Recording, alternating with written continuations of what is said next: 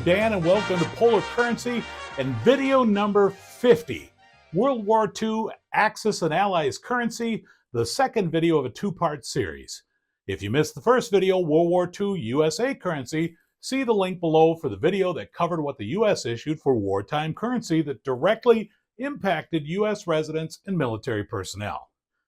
This video answers the question of what did the major powers issue for currency during World War II? Well, I'm certainly not an expert in this area and most likely have some incorrect and or missing information. But I've researched to the best of my ability to provide a high-level overview of examples, not a detailed accounting. And since this is my 50th video, I'm celebrating with showing over 50 banknotes of World War II. I know, I've gone crazy.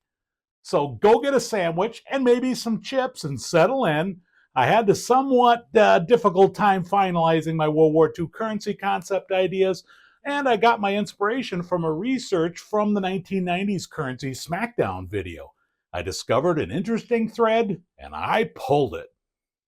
I discovered that in 1948, Great Britain had the very first standard issue banknote with a security strip embedded in the paper. Well, that led me down the rabbit hole wondering what Great Britain issued during the Second World War for currency. And what did other countries have for currency? That gave me the idea to try to put together a collection for what the Allies and Axis powers issued for currency during World War II. I've included some of what the countries issued on the home front, if they issued military or occupation currency during the war, and a few other financial related items. There were some interesting surprises, starting with the United States and the Allied invasion of North Africa. Beginning with Italy in 1943, the Bureau of Engraving and Printing, the BEP, was asked to create a new currency type for the armed forces. The Hawaiian overprints and yellow seals weren't the best long-term solution. The result was Allied Military Currency, or AMCs, also known as invasion currency. These were produced and used in areas where Allied military actions were planned. They were printed in monetary units of each targeted country and served to supplement existing local currency supplies after Allied invasion. AMCs were used by Allied troops and local populace and were withdrawn from circulation once the local economy had stabilized and the individual country could resume issuing their own currency. The first use of AMCs was with Operation Husky in the Allied invasion of Italy on the island of Sicily in July of 1943, and then mainland Italy in September of 1943. AMCs were produced by the BEP as a more permanent solution for wartime currency. The first BEP shipment arrived in Italy in late July of 1943. The two currencies circulated side by side with the yellow-sealed U.S. silver certificates, but were replaced by the new AMCs as quickly as possible. Initially, there were two sizes made. The larger 50, 100, 500, and 1,000 lira are about the same size as standard U.S. currency, and the 1, 2, 5, and 10 lira are about half the size. The smaller notes became known as ticket notes because they reminded service personnel of movie theater tickets. The backs were printed with a very pale teal, blue, and brown, and both sizes featured the 4 points of freedom from Franklin Delano Roosevelt's famous speech in January 1941 before Congress, which became known as the Four Freedoms: freedom of speech, religion, want, and fear. The AMCs replaced the civilian Kingdom of Italy banknotes that were issued under dictator Benito Mussolini. This series had circulated since 1925. The tiny 2 lira front has a fasces, a bundle of wooden rods with an axe blade emerging. It's a Roman symbol of power, law, and governance.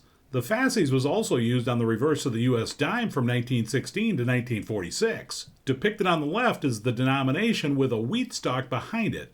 The reverse has the denomination flanking Julius Caesar. All right, let's get back to the first banknote to use a security strip. My example for civilian currency used by Great Britain is the £1 note that went basically unchanged from 1928 until 1960. Well, almost.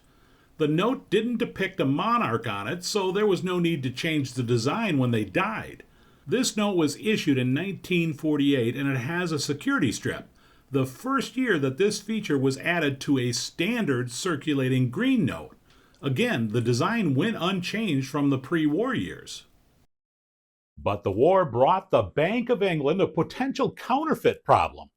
When war broke out in Europe in September of 1939, officials discovered that the Nazis were using forced prison camp labor to create millions of pounds worth of notes, intending to airdrop them over Britain, destabilizing the economy. It was part of Operation Bernhard and was sanctioned by Hitler. However, the Bank of England took swift action, and in March of 1940, just 7 months after the outbreak of war, a drastically different note was issued.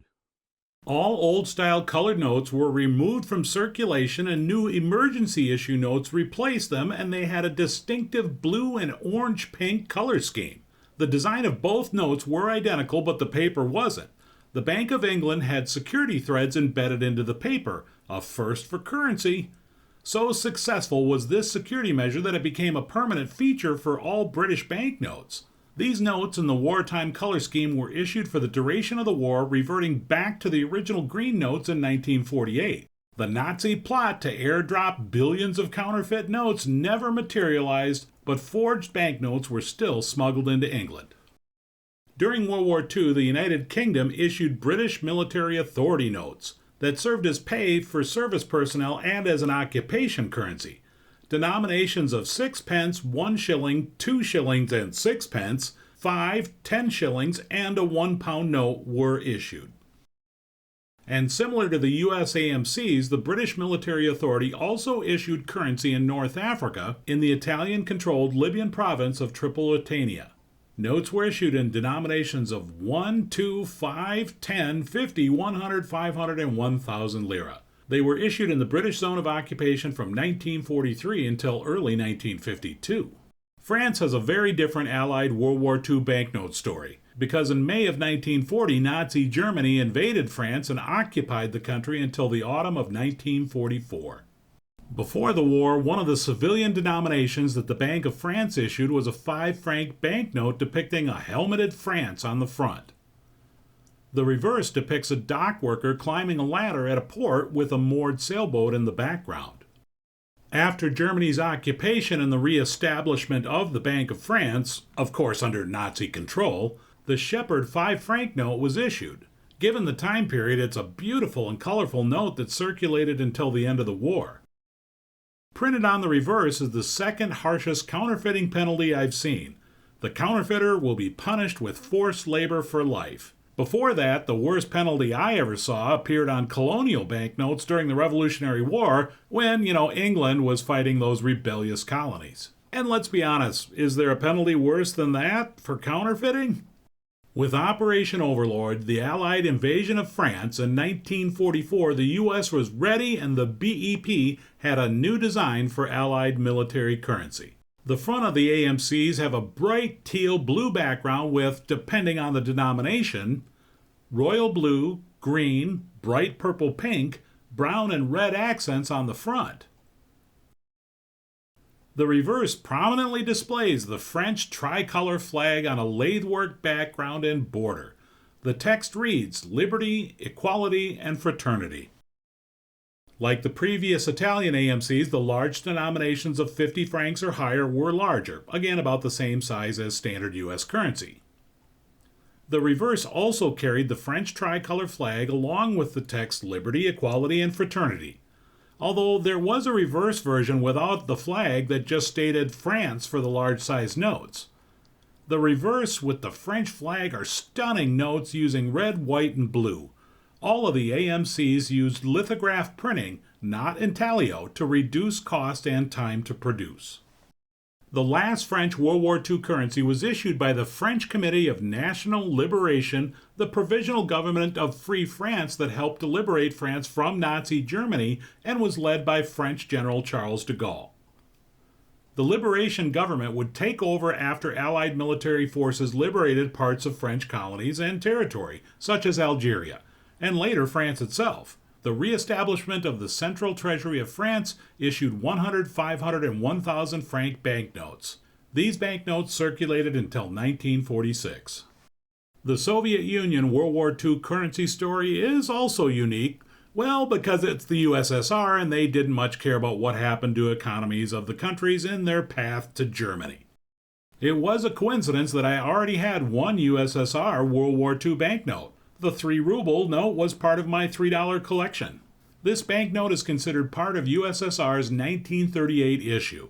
The front of the 1938s are interesting and 100% military-oriented. The 3 has 2 soldiers on the left marching with full pack. The brown 1 ruble depicts a soldier holding a machine gun over his shoulder, and the blue 5 ruble has a Soviet pilot with a full pack and parachute standing in front of his airplane. The reverse of all 3 notes have a very similar design that harkens back to the Imperial Russian Empire notes of 1905 with the lathe work and coloring. It's like the front and the back of the 1938s are from 2 different issues and time periods. Interesting that the Soviet comrades kept the design. There was another type of civilian paper currency circulating in the USSR during World War II. In 1937, an updated design of the 1, 3, 5, and 10 Chervonet banknotes were issued with Soviet hero Vladimir Lenin's portrait. Chervonet is a Russian name used for large domestic and foreign gold coins. Up until this issue, these paper notes traded on par with gold coins. But in 1937, gold equivalent of Chervonets were replaced with information that the banknotes are just backed by gold and precious metals and other assets of the State Bank of the USSR. Like the ruble, the reverse has the same design pattern that dates back to Imperial Russia. Here's an interesting footnote. The USSR didn't sell war bonds like the US, but sold lottery ticket bonds to raise capital. This was not something new for our comrades. Between 1927 and 1957, the USSR offered a variety of lottery bonds to help finance various projects that included World War II. The 1944 lottery title was From the Rear to the Fronts, reflecting the war effort with a big tank on the front. The ticket's value is 25 rubles, and any comrade that purchased had a chance to win money. Of course, the holder didn't receive any interest, just a chance to win 20 to 2,500 rubles. 2,500 rubles was worth 52,000 US dollars in 1944, or about 900,000 today. Canada and Great Britain also issued war bonds in a very similar fashion to the United States. And full disclosure here, I found very little information on Soviet Union currency during World War II. My only 2 sources really were Numista.com and the standard catalog of world paper money, and I almost broke the Google machine looking. I did find that the 1938 issue was part of the 4th Soviet ruble from 1924 to 1947. If you're wondering, because I was, when the USSR collapsed in 1991, they were on the 7th ruble. I have to assume that the Soviet armed forces were paid with civilian currency. As for currency in occupied territories such as Hungary, it appears that Soviets just continued using the local currency, although I'm sure controlled from the Kremlin. This is a 100 pango issued by the Hungarian National Bank in 1945, which the Soviet Army was occupying at the time. Pictured as King Matthias I on the front, and the reverse has the vignette of the Royal Palace in Budapest. That brings us to Germany. The civilian currency used in Nazi Germany from 1940 to 1945 was the Reichsmark, issued in 1, 2, 5, 20, and 50 denominations. This 5 Reichsmark has 2 men flanking the center text, one holding a sickle, the other a hammer. The reverse depicts the entrance to the Reichstag, Germany's parliament building. But what's interesting is the stamp that's on the back that I believe is from the 3rd SS Panzer Totenkopf Division. I found the stamp, but no information as to how or why it was applied to the reverse of this banknote. The translation for Totenkopf is Death Head. Have to admit it's a bit sinister. German armed forces were paid with military currency. This 1 Reichsmark clearly states across the top that this is a clearing slip for the German armed forces. Nothing special about the front. And the reverse, it's just all legal gobbledygook text. But the paper does have a watermark pattern. The currency was issued in 1, 5, 10, and 50 denominations.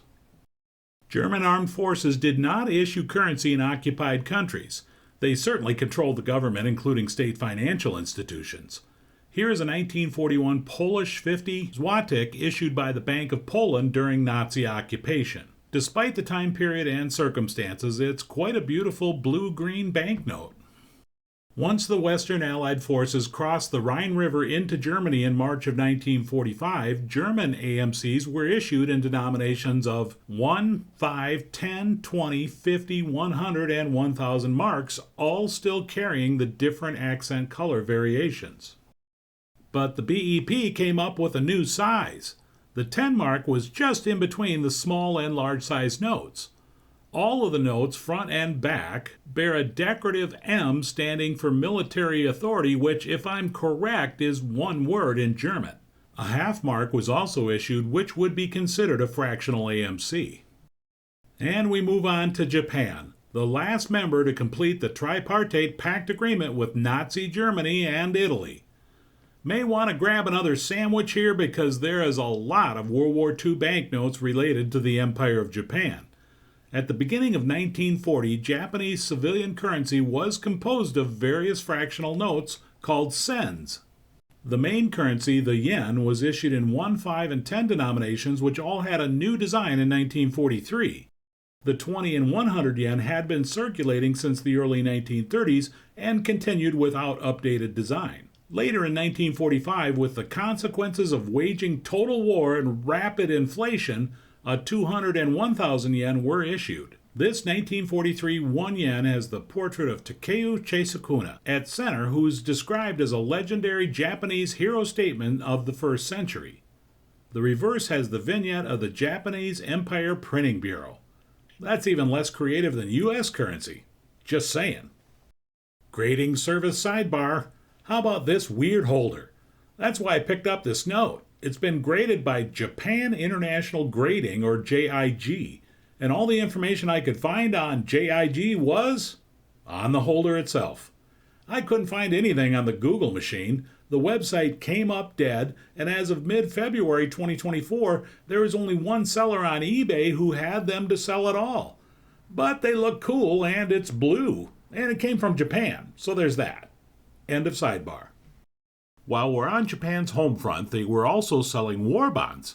Here's a Japan wartime patriotic 10-year bond issued early in 1942.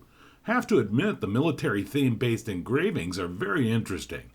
Issued by the Nippon Kangyo Bank, which held a quasi-governmental status and forwarded proceeds of bond sales, which were substantial, to the Japanese Finance Ministry in return for government bonds. This note sold for 10 yen in 1942 and could be redeemed in 1952. Similar to Russia, bondholders reserved rights to receive an additional distribution based on a lottery, for which detailed rules are described on the back. Although high prizes attracted more people to purchase these bonds, top prizes were rarely won, and bonds were ridiculed as protecting holders against bullets that never hit them. The Empire of Japan did issue military currency, first introduced in December of 1941. This currency was also forced on Japanese-occupied territories such as Hong Kong and China. The front depicts the Yumidono Pavilion at left and the portrait of Prince Shotoku, another first-century Japanese politician. The design is very similar to the civilian 100 yen and has the characters military currency added to the front. It's the reverse that caught my eye. Man, orange is my new blue. The vignette depicted is of the Horyuji Temple and the legal text. The most unique Japanese Empire World War II banknotes are the Japanese Invasion Money, or JIMs. Most likely because it's really strange to see Japanese Empire banknotes with peso, dollar, rupee, or gulden. JIMs were issued as a replacement for local currency after the conquest of colonies, territories, or independent countries, very similar to the US AMCs. Beginning with the capture of the Philippines, the Japanese military confiscated all hard currency, replacing them with JIMs. The Philippines requires a semi-deep dive sidebar because the Philippines were a commonwealth of the United States in 1941. Because of this, and what is not very well known, is that the BEP produced Philippines currency from 1903 to 1941 and from 1944 to 1949. The currency was the silver peso certificates. This 1936 2 pesos was the last currency series issued before the 1941 Japanese invasion of the Philippine Islands. The silver certificate pesos also directly impacted the reduction of U.S. currency size in 1928. If you want to know more about that, check out my video, What If? Changing the Face of U.S. Currency. The Philippine silver peso certificates were the first paper currency that the U.S. ever produced for a region outside of the United States. Sidebar to the sidebar, this $2 2 pesos is one of my favorite small-size notes. Yep, it's the blue. Yeah, I don't know, orange or blue, I love them both. End of both sidebars. Back to JIMs. With the occupation of the Philippines, Japan issued various fractional or centavo notes. The peso was issued in denominations of 1, 5, 10, 100, 500, and 1,000, looking very similar to U.S. currency. All notes bore the title of the Japanese government, along with the peso denomination, which looks really odd. The 1 through 500 notes depict the Rizal Monument in Manila, which was completed in 1913 and is dedicated to Jose Rizal, a leader, martyr, and national hero during the Philippines' War of Independence from Spain. He's also depicted on the $2 silver certificate that you just saw.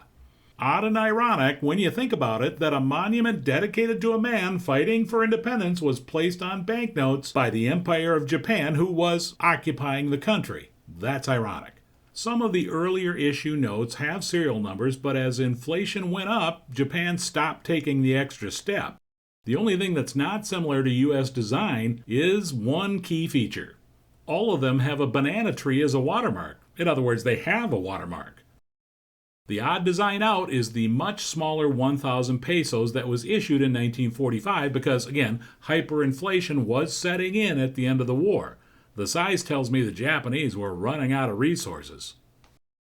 The reverse of the Philippine JIM notes continued with the same design similarities to U.S. banknotes, although not nearly as detailed engraved and none with intaglio print. It's interesting that the colors varied for each denomination, surprising that Japan took the time to use different colored inks. The people of the Philippines are strong, proud, and resilient. They fought for their homeland during World War II, which was devastated, especially the capital city of Manila, and they didn't accept the JIMs. As a matter of fact, they called them Mickey Mouse notes. But with physical money in short supply, guerrilla fighters in the field and local governments in free provinces printed emergency currency peso notes of various denominations that were printed on a hodgepodge of makeshift presses with whatever paper and ink could be obtained. These became known as guerrilla notes and were printed with the authority of President in exile Manuel Quezon, whose likeness also appears on some of the notes. During the Japanese occupation, possession of guerrilla money was forbidden on penalty of death. Entire villages could be subject to harsh retribution if these notes were found in any quantity. Their ubiquity, even in the face of reprisal, is a testament to the courage and indomitable spirit of the Philippine people. And by the way, Germany wasn't the only country to counterfeit an enemy's currency. From October 1944 through August 1945, the U.S. began parachuting in large quantities of counterfeit JIMs to areas where they knew the guerrilla fighters could find them and use them against the Japanese-controlled economy. JIMs were used in multiple occupied territories of Japan. Generally, the Japanese government authorized various printings to equate approximately with each occupied country's pre-war currency, and these printings were usually planned ahead of the invasions. The philosophy behind the issue was to maintain economic stability within the occupied country, and as part of Japan's stated plan for a Greater East Asia co-prosperity sphere, to abolish all traces of Western influence is what it was, and establish Japan as the dominant economic influence. If you remember, the same day Japan bombed Pearl Harbor, the empire also invaded British-controlled colonies of Malaya, Singapore, North Borneo, and Brunei and issued $1, $5, and $10 banknotes for these areas. Later, in 1944, again due to inflation, 100 and 1,000 denominations were issued, along with fractional notes. Because the dollar was used as the currency unit, it was rumored that these would also be used in Hawaii if the Japanese were ever successful in an invasion. Burma, another British colony at the time of World War II and today known as Myanmar, was invaded by Japan in January of 1942. Various fractionals were issued along with the 1, 5, 10, and 100 rupees banknotes. In February of 1942, Japan invaded the Dutch East Indies that comprised most of what is today Indonesia. Like the other JIMs, fractionals were issued along with the 1, 5, and 10 guldens. It's interesting that I found a 50-cent Dutch East Indies banknote that was issued in 1943. The Dutch government was in exile in Europe, with the Netherlands being occupied by the Nazis. But currency was still being issued. This note was printed by the American Banknote Company and used in the Dutch East Indies. British colonies in the Oceania area, primarily in British New Guinea and the Solomon and Gilbert Islands, were invaded with a series of attacks by Japan in the first 6 months of January 1942. Japan used the Australian monetary unit, issuing the JIM half shilling and £1 note. Well, that wraps up what I have for the Japanese invasion military currency. I'm sure I missed a lot, but it really gives a hard look at how powerful Japan was in the early parts of World War II. All of the above areas were attacked, invaded, and occupied in about a 6-month time frame. Then came 2 years of Japan's retreat at the hands of the US, British, Australian, New Zealand, and Indian armed forces, clawing back territory throughout the Pacific into Southeast Asia and the Indian Ocean. In 1945, U.S. forces invaded the island of Okinawa that was considered by Japan to be part of the mainland, and the U.S. began issuing Japanese Allied military currency, or AMCs. The first issuance, referred to as the A-yen series, was issued in fractional notes of 10 and 50 sen, followed by the 1, 5, 10, 20, and 100 yen banknotes. Again, all of these were produced by the BEP in the same sizes and similar color and designs of the German AMCs. The B-yen series was issued in Japan until July of 1948 and in Okinawa until 1958. I have to circle back to some banknotes following the Allied unconditional victory over the Axis powers in World War II. The Philippines. You remember the 1936 2-peso silver certificate? Well, after the liberation of the Philippines in 1944, the silver certificate pesos were reissued dated 1944. They're called the Victory Series, number 66, and the seal changed from red to blue. The reason for the Series 66 name was because that was the age of Philippine President Manuel Quezon, who died just after liberation. Just like before Japanese occupation, the Philippine Victory Notes were printed by the U.S. Bureau of Engraving and Printing. They were carried by U.S. forces commanded by General MacArthur when they landed on Leyte Island in October 1944. There was still a large twist of irony for the Philippines that needed to be resolved. You see, the Philippines was still a commonwealth of the U.S. As you can see by this 5 pesos note with the portraits of the 25th U.S. President William McKinley on the left and U.S. Navy Admiral George Dewey on the right. The front of the note has a gold sunburst background and is printed with series number 66 and Victory in the upper left corner. The reverse of this note was printed with what appears to be the same goldfish orange as large-size U.S. gold certificates. Seriously. But the U.S. gets the same old green. In my opinion, and it's not even close for me, these are the most beautiful small-size banknotes the BEP ever produced. The backs of the notes are even more stunning. The array of colors, the orange, red, blue, and purple. And the BEP was producing these notes for almost 50 years and at the same time when the 1928 small size came out. Makes me wonder why this wasn't ever adapted for U.S. small size currency. All right, I'm being a bit dramatic, but seriously. And what ranks as possibly the best world banknote that I own? The 10 pesos 1944 Victory Series silver certificate with George Washington on the front. And I think it's a better portrait of Washington than we have today. Sure, it's a profile, but still. I mean, how cool is that? Washington on a foreign banknote. The brown ink reverse with the Victory overstamp is just awesome. The irony that I referred to just a bit ago came to an end as the Philippines were granted full independence in 1946. World War II, the most catastrophic event in human history, and banknotes reflected a very small but important part of that. Each of these banknotes truly holds a story. whether it was being used to buy war bonds in the US or used to purchase essential materials in countries that had been liberated. Paper currency was there. That's it for Axis and Allies Banknotes of World War II and video number 50. I hope you enjoyed the two-part series. I know it was a lot of fun for me. As always, I appreciate your time. Please take the time to subscribe to the channel if you haven't already, and if you have, thank you. Also, if you like what you see, hit the thumbs up button, and we'll see you in 2 weeks. Thanks for checking in.